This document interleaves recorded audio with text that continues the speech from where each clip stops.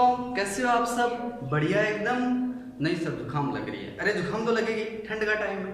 चलिए इस वीडियो में हम बात करते हैं रे ऑप्टिक्स का। आपका टॉपिक चल रहा है लेंस, और लेंस के अंदर पढ़ रहे हैं मोस्ट इंपॉर्टेंट टॉपिक जिसका नाम है लेंस मेकर फॉर्मूला, जिसके द्वारा हम लेंस का निर्माण कर सकते हैं। आवाज सर, आज के बाद हम लेंस हम ही बनाएंगे। उतारा चश्मा धड़ाधड़ हम बनाएंगे हम लेंस। अरे ऐसा नहीं करना।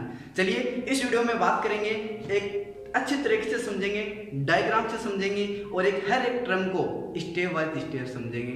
तो थंबनेल देख के क्लिक किया है तो सही क्लिक किया आपने, पूरा यहाँ से तैयार करके जाओगे लेंस मेकर फॉर्मूला। तो चलिए यहाँ पर शुरू करते हैं। तो देखिए लेंस मेकर फॉर्मूला, इसके द्वारा हम किसी भी फोकल लेंथ का लेंस का निर्माण कर सकते हैं, चाहे कितना भी पतला हो, चाहे कितना भी मोटा लेंस हो, उसका हम निर्माण कर सकते हैं। तो चलिए इसे समझते हैं। मैंने यहाँ पर लिया आपका कॉन्वेक्स लेंस। क्या होता है कॉन्वेक्स लेंस? जिसे हम उत्तल लेंस कहते हैं। उत्तल लेंस जो है वो आपका बीच में से मोटा और किनारों से क्या होता है, पतला होता है, जिसे हम क्या कहते हैं, उत्तल लेंस कहते हैं। चलिए इस डायग्राम को समझिए। सबसे पहले उधर ना देखना, इधर देखो। सबसे पहले कॉपी पेन निकालिए, नोट्स बनाना स्टार्ट कीजिए। तो देखिए यहाँ पर मान लेते हैं कोई इस बिंदु पर कोई ऑब्जेक्ट रखा है, और ये आप लेंस जो है हम जानते हैं कि इस लेंस के यहाँ पर दो कर्व हैं, दो पार्ट है इसके। एक तो A P1B और एक है A P2B। और यहाँ पर एक चीज का ध्यान रखना, यहाँ पर माध्यम है इसके दोनों तरफ N1 N1 लिया है। क्यों कि ऐसे नहीं कि यहाँ पर पानी और यहाँ पर हवा हो, एक माध्यम के लिए ये फॉर्मूला लागू होगा। ठीक है, तो यहाँ पर एक समान माध्यम है दोनों तरफ, और यहाँ N2 जो है वो इस लेंस का माध्यम है। अब देखिए समझिए, आप पर इसके मुख्य अक्ष पर मान लो कोई ऑब्जेक्ट रखा है, और इस ऑब्जेक्ट से एक प्रकाश किरण, एक लाइट रे यहाँ से निकलेगी। अब यहाँ से निकलेगी तो मैं कहता हूँ इसका अपवर्तन जो 2 बार होगा, क्योंकि इसके जो वक्र पृष्ठ है वो 2 है। सबसे पहले इससे होगा, फिर इसके बाद यहाँ होगा।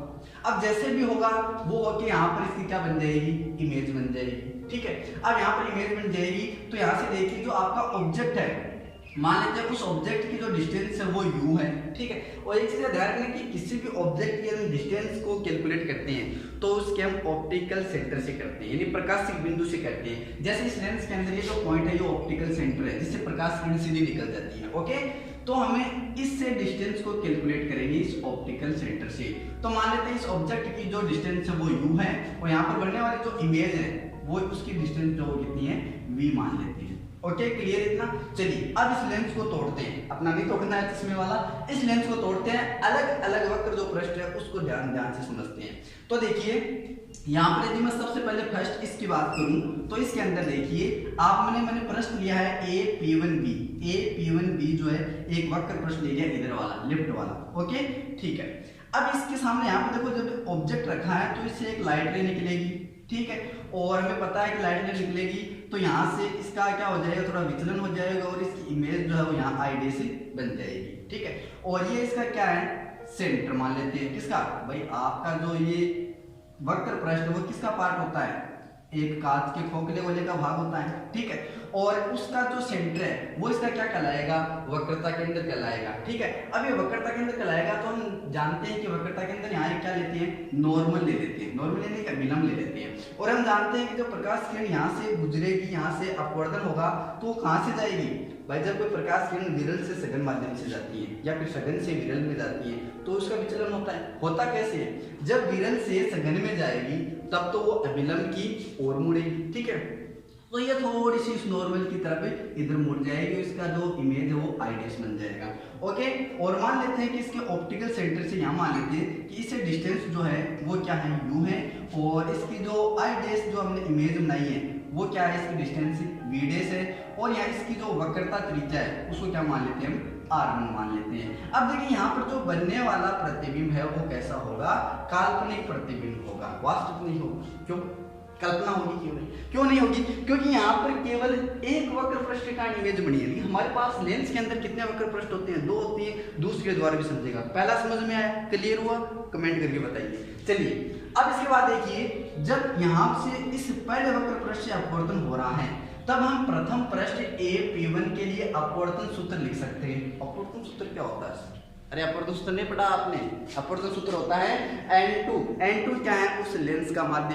ठीक है, और v क्या है, यहाँ पे v' बताऊँ समझाऊँ मैं, v क्या आता है, इसके N2 अपॉन उस लेंस का यहाँ पर क्या माध्य जो है मीडियम होता है वो होता है। ठीक है, और यहाँ पूर्णांक होता है, और नीचे क्या आता है, उससे जो हमारे पास इमेज बनी है उसकी डिस्टेंस आती है, ठीक है। और माइनस क्या आता है, n1 यानी लेंस के बाहर जो भी माध्यम है उसका पूर्णांक n1, और अपॉन में क्या आता है u यानी उस ऑब्जेक्ट की डिस्टेंस, ओके। और इधर लिख देते हैं n2 माइनस n1, और अपॉन में आती है वक्रता त्रिज्या, ठीक है। अब यहाँ पर यदि हम इसके लिए इक्वेशन लिख रहे हैं, प्रथम यहाँ पर वक्र पृष्ठ AP1 B के लिए, तो क्या आ जाएगा यहाँ पर n2 क्या है, इसका माध्य है, सॉरी अपूर्णांक है, और अपॉन में क्या आ जाएगा v डैश, यानी v यहाँ पर क्या था, मैंने क्या बताया, v क्या है यहाँ पर उस इमेज की डिस्टेंस है। इस इमेज i डैश बनी है तो इसकी डिस्टेंस क्या मान लेते हैं, v डैश है, तो v डैश आ गई, माइनस n1 अपॉन n1 क्या मैंने बताया था, उस लेंस के बाहर वाला अपूर्णांक, ठीक है। और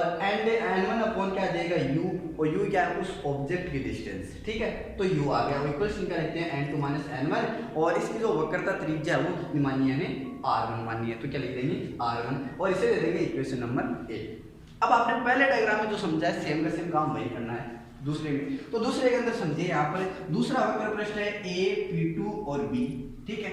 अब देखिए यहाँ पर जो i डैश इमेज बनी है ना, वो i डैश इमेज जो है वो इस दूसरे पृष्ठ के लिए जो है वो ऑब्जेक्ट की तरह कार्य करेगी। ध्यान रखना है यहाँ पर, ये जो इमेज बनी है i डैश वो इस दूसरे वक्र पृष्ठ के लिए क्या करेगी, आपके ऑब्जेक्ट किसी वस्तु की तरह कार्य करेगी। तो इस i डैश से भी एक लाइट रे निकली है, ठीक है, और जो इस प्रकार यहाँ से क्या होगी, अपवर्तित होगी, और इसका जो प्रतिबिंब है इसकी इमेज लो i पर बन जाएगी, ठीक है। और इसी प्रकार मान सकते हैं कि v क्या है, ये v तो है आपका वास्तविक जो प्रतिबिंब बना है उसकी डिस्टेंस, और v डैश क्या है, अभी हमने लिखा जो आपका काल्पनिक प्रतिबिंब बना है जो इस वक्र पृष्ठ a p2 b के लिए एक ऑब्जेक्ट के लिए कार्य करेगी, ठीक है, उसकी डिस्टेंस है। हमने इसकी जो वक्रता त्रिज्या मानी क्योंकि ये कांच के गोले का भाग था तो r1 मानिए, इसी प्रकार ये भी एक कांच के खोखले गोले का भाग होता है, ठीक है। तो इसकी जो वक्रता त्रिज्या होगी वो क्या होगी, r2 होगी, r2 मान लेते हैं, ठीक है। और इसकी वक्रता के अंदर क्या हो जाएगी, c2 हो जाएगी, और इसका क्या हो जाएगा, नॉर्मल हो जाएगा।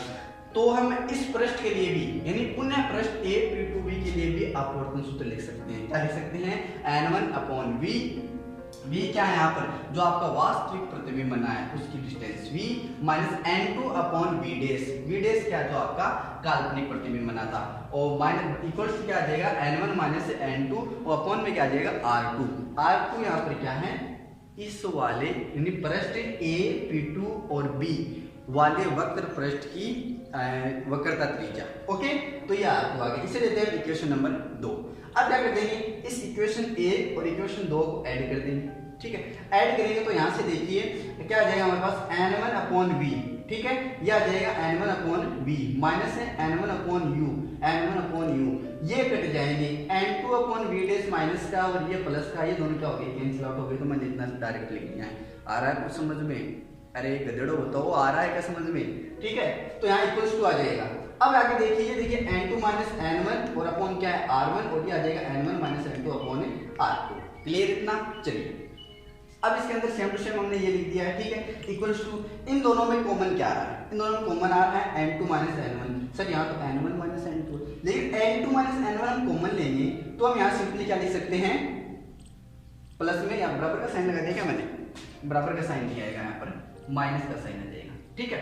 तो यहाँ पर n2 माइनस n1, और यहाँ से देखिए माइनस जो बार कॉमन लेंगे तो ये बचेगा 1 upon r1 minus 1 upon r2, clear इतना, ठीक है। यहाँ से देखिए ये मल्टीप्लाई का आएगा साइन, ठीक है, यहाँ पर माइनस आएगा, इसके अंदर माइनस आ जाएगा क्योंकि r1 और r2 जो है ये माइनस कॉमन लेंगे, इससे माइनस कॉमन होंगे तो ये आपका ये माइनस का बन जाएगा और ये प्लस का बन जाएगा, समझ रहे हो क्या। तो यहाँ पर प्लस माइनस क्या हो जाएगा, इन दोनों के बीच में माइनस हो जाएगा 1 अपॉन r1 और 1 अपॉन r2, अरे समझ रहे हो क्या, बताओ सही बताओ, ठीक है। तो ये आ जाएगा अब आपके पास, ठीक है। अब इसको आप सरल कीजिए, यहाँ पर n1 और n1 दोनों क्या लीजिए, आप कॉमन लीजिए, और ये कॉमन लगा के उधर नीचे भाग लगा दीजिए, तो ये नीचे भाग लगा दिया, उधर क्या पड़ा है हमारा 1 upon r1 minus 1 upon r2 पड़ा है, ओके।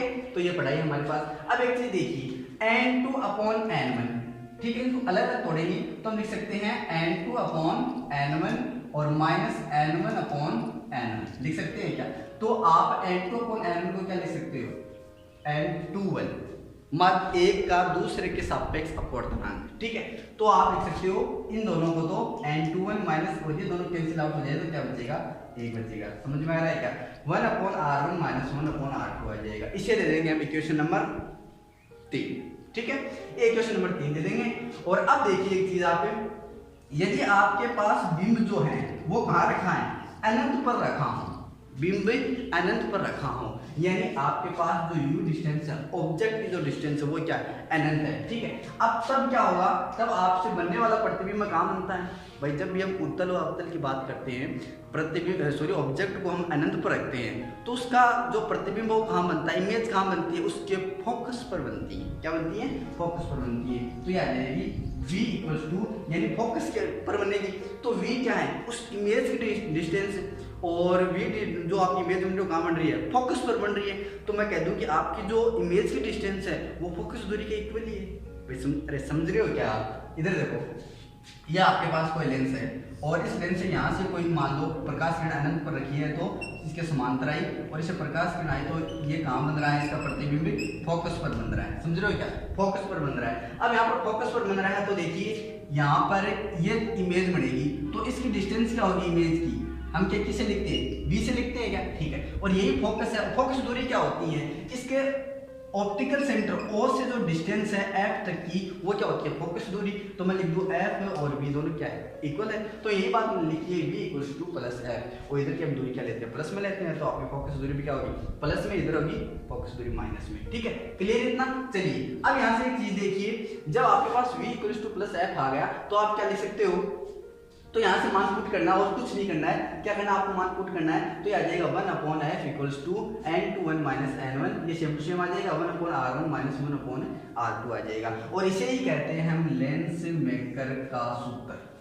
अरे क्लियर हुआ क्या, इसे क्या कहते हैं, लेंस मेकर का सूत्र। क्या होता है, 1/f equals to n21 minus 1 और r1 माइनस 1/r2। समझ में आएगा, सही बताओ इतना, क्लियर हुआ क्या, कमेंट करके बताना है यहाँ पर, ठीक है। और साथ में नोट्स भी लिखते रहना, ओके। चलिए अब यहाँ से एक चीज देखिए, इक्वेशन 3 और 4 को देखिए। ये इक्वेशन आपकी 3 कौन सी है, ये वाली, ठीक है, और इक्वेशन 4 आपकी ये वाली। तो आप क्या लिख सकते हो भाई, बताओ, ये जो पार्ट है किसके इक्वल है, 1/f के इक्वल है क्या, ठीक है। तो यहाँ से मैं पुट कर दूँ आपके पास क्या जाएगा, 1/v minus 1/u equals to क्या जाएगा, इसकी जगह क्या लिख देंगे हम, 1/f, यहाँ लिख देंगे 1/f। और इसे क्या कहते हैं, किसी पतले लेंस का क्या कहते हैं, सूत्र कहते हैं। अरे दो चीजें क्लियर हुई क्या, दो चीजें आ गई हमारे पास यहाँ पर, क्या है, एक तो है आपका lens maker formula. Lens maker formula तो क्या होता है, ये होता है चाहे किसी भी फोकल लेंथ का हो हम लेंस बना सकते हैं, ठीक है। और दूसरा क्या आ गया, इसे पतले लेंस का सूत्र भी कहते हैं, ठीक है। अच्छा, दर्पण की यदि बात करें, तो दर्पण के लिए जो हमारा फॉर्मूला होगा ये, वो कैसा होगा, एक डिफरेंस है केवल, इसके बीच में माइनस है और दर्पण के अंदर क्या आ जाएगा, प्लस आ जाएगा। उसे कहेंगे हम दर्पण सूत्र और इसे कहेंगे हम लेंस सूत्र, पतले लेंस का सूत्र। जहां भी हम पढ़ते हैं ना, देखो 12th में यदि हम लेंस की बात करते हैं तो हम पतले लेंस की बात करते हैं, ठीक है। आपको 3 लेंस आएगा, अगर यहाँ पर हमने ये लेंस लिया है तो ये आपका कैसा है, पतला लेंस, ठीक है। ये भी कैसा लेंस है, पतला लेंस है। तो क्लियर हुआ क्या, ठीक है। स्क्रीनशॉट लीजिए इसका और स्क्रीनशॉट लेकर आप नोट्स बना सकते हैं। प्रीवियस वीडियो देख लेना सबसे पहले, उसके बाद आप ये वीडियो पूरा देखना और नोट्स अच्छे तरीके से बना लेना। आपको तो आपको PDF नोट्स में टेलीग्राम चैनल पर भी डाल दूंगा। आया समझ में, ठीक है। चलिए फिलहाल आज के वीडियो में इतना ही, मिलते हैं नेक्स्ट वीडियो में, तब तक के लिए take care and goodbye. Video को लाइक कीजिए, अपने दोस्तों के साथ शेयर कीजिए और चैनल को सब्सक्राइब कर ले, ताकि आपको लेटेस्ट वीडियो नोटिफिकेशन मिलते रहे।